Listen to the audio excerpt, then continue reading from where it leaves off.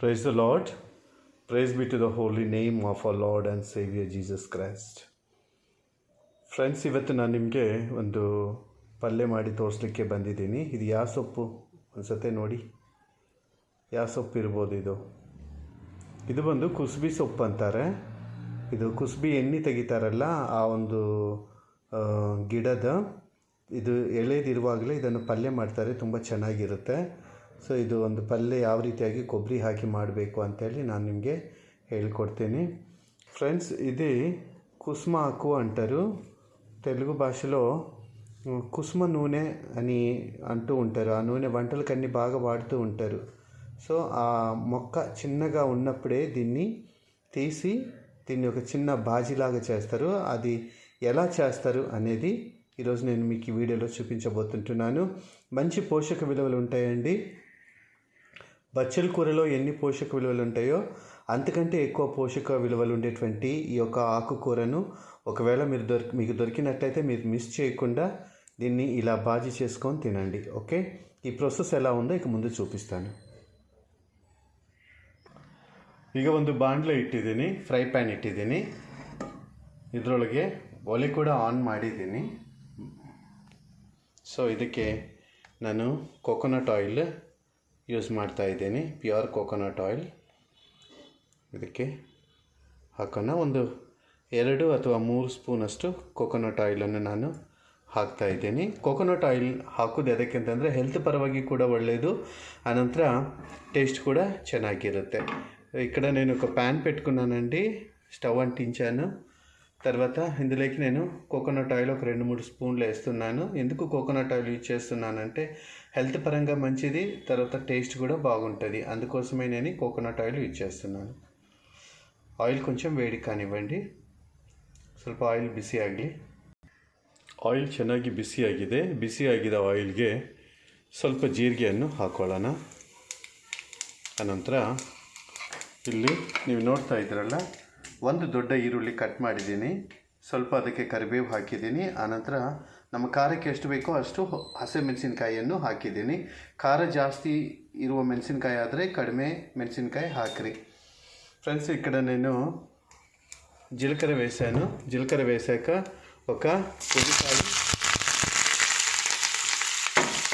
ఉల్లిపాయ, కొంచెము కరివేపాకు, తర్వాత పచ్చిమిర్చి వేసానండి. మీకు కారం ఎంత కావాలో అంత సరిపోయేటట్టు మీరు పచ్చిమిరపకాయలు వేసుకోవాలి.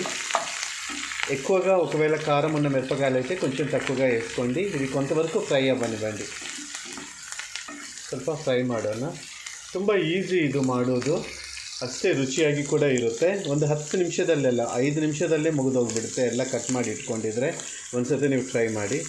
చాలా ఈజీ అండి ఈ ప్రాసెస్ చేయడము. ಅದನ್ನ గురించి మీరు ఒకసారి ట్రై చేయండి. ಈಗ ನೋಡ್ತಾ ಇದ್ದೀರಲ್ಲ, ಈರುಳ್ಳಿ ಟ್ರಾನ್ಸ್ಪರೆಂಟ್ ಕಲರ್ ಬಂದಿದೆ. ತುಂಬ ಬ್ರೌನ್ ಕಲರ್ ಬರೋ ತನಕ ನೀವು ಇದನ್ನು ఫ్రై ಮಾಡಬಾರ್ದು. ట్రాన్స్పరెంట్ ಆದರೆ సాకు.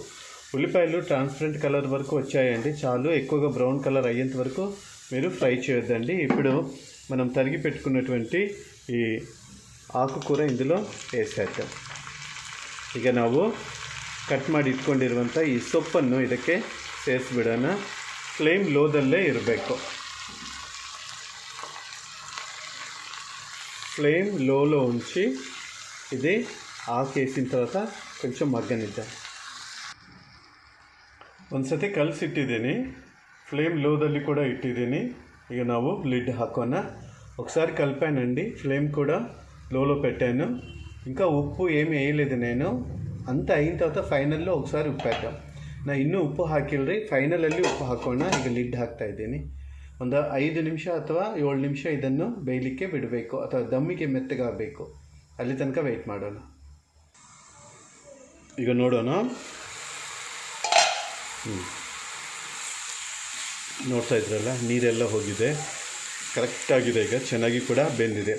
చూస్తున్నారు కదండి, నీళ్ళన్నీ పోయి చక్కగా ఇది మెత్తబడింది, మగ్గింది. సో ఇప్పుడు ఇందులోకి మనం కొంచెం ఉప్పు వేసుకుందాం. ಚೆನ್ನಾಗಿ ಮೆತ್ತಗೆ ಆಗಿದೆ ರೀ. ಈಗ ಇದರಲ್ಲಿ ನಾವು ಉಪ್ಪು ಹಾಕೊಳ್ಳೋಣ. ಉಪ್ಪು ಜಾಸ್ತಿ ಹಾಕ್ಕೋಬೇಡ, ಉಪ್ಪು ಸ್ವಲ್ಪನೇ ಹಾಕ್ಕೊಳ್ಳಿ. ಎಷ್ಟು ಬೇಕೋ ಅಷ್ಟೇ ಹಾಕ್ಕೋಬೇಕು. ಇದು ಕೂಡ ಜಾಸ್ತಿ ಆಗುತ್ತೇನೋ. కొంచెమే ఉప్పు వేసుకోండి, ఉప్పు ఎక్కువ అవుతుంది, అందుకే నేను ముందే వేయలేదు.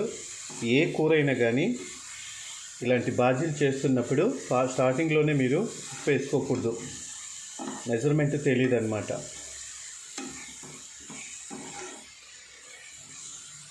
ಇಷ್ಟು ಸಾಕು. ಇದರೊಳಗೆ ನಾನು ಫ್ರೆಶ್ ಆಗಿ ತುರಿದಿಟ್ಟ ಗ್ರೇಟೆಡ್ ಕೋಕೋನಟ್ ಕೂಡ ಹಾಕ್ತಾ ಇದ್ದೀನಿ. తురిమి పెట్టుకున్నటువంటి నేను పచ్చి కొబ్బరి పొడి వేస్తున్నానండి. పచ్చి కొబ్బరి పొడి కూడా బాగుంటుంది, ఎండు కొబ్బరి పొడి కూడా బాగుంటుంది. మీ అనుకూల ప్రకారంగా మీరు వేసుకోండి. చాలా ರುಚಿగా ఉంటుందండి. ఒకసారి మీరు ಟ್ರೈ చేసి చూడండి, ఒకవేళ ಈ ಆಕು ದೊರಕುತ್ತೆ. ಸೊ ಇದು ಎಲ್ಲ ಕಲಿಸ್ಕೊಂಡು ಬಿಡೋಣ. ತುಂಬ ರುಚಿಯಾಗಿರುತ್ತೆ. ನೀವು ಕೂಡ ಒಂದ್ಸತೆ ಈ ರೀತಿಯಾಗಿ ಮಾಡಿಕೊಂಡು ನನಗೆ ಕಾಮೆಂಟ್ ಮೂಲಕವಾಗಿ ತಿಳಿಸಿ. ಆಲ್ಮೋಸ್ಟ್ ಆಲ್ ನಮ್ಮ ಡಿಶ್ ಆಗಿದೆ.